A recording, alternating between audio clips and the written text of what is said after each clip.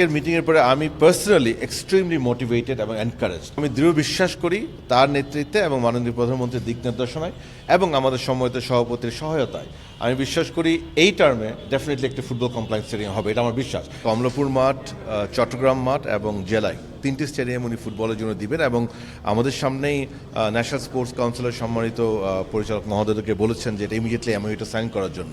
So এটা যখন বাস্তবায়িত হবে আমি মনে করি এটা ফুটবলের জন্য খুবই ভালো হবে, কারণ আমরা আশ্বস্ত করেছি ওনাকে যে আমরা দীর্ঘমেয়াদী পেলে এখানে কিন্তু ফিফার ফান্ড ইউজ করে এগুলোকে আমরা ডেভেলপ করতে পারবো, আরও এনরিচ করতে পারবো। আর সবচেয়ে বড় কথা হচ্ছে ডেডিকেটেড মাঠ যখন পাওয়া যায় তখন কিন্তু আমরা দীর্ঘমেয়াদী পরিকল্পনা করতে পারি। বিশ্বের নানা প্রান্ত থেকে রেমিটেন্স লেনদেনে নগদ নিয়ে এলো হার না মানা হার অফার। সর্বনিম্ন 10,000 টাকার রেমিটেন্স নগদে পাঠালে স্বর্ণের হার জেতার সুযোগ।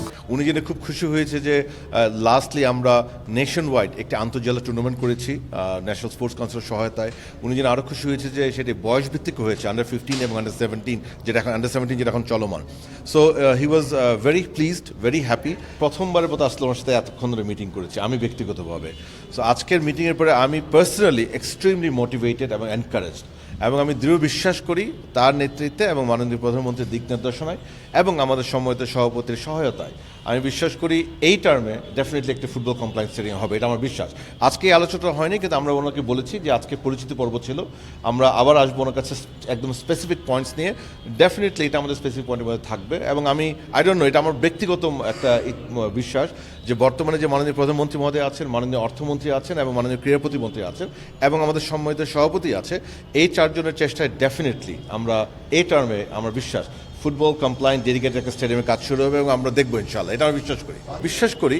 বর্তমানে যে আবারও বলতে চাই, বর্তমানে যে ক্রীড়া প্রতিমন্ত্রী মহোদয়, মাননীয় অর্থমন্ত্রী মহোদয় এবং মাননীয় প্রধানমন্ত্রী আছেন এবং আমাদের সম্মানিত সভাপতি আছেন, আমি বিশ্বাস করি এই ইস্যুগুলি ইনশাআল্লাহ সারফেসে আসবে না।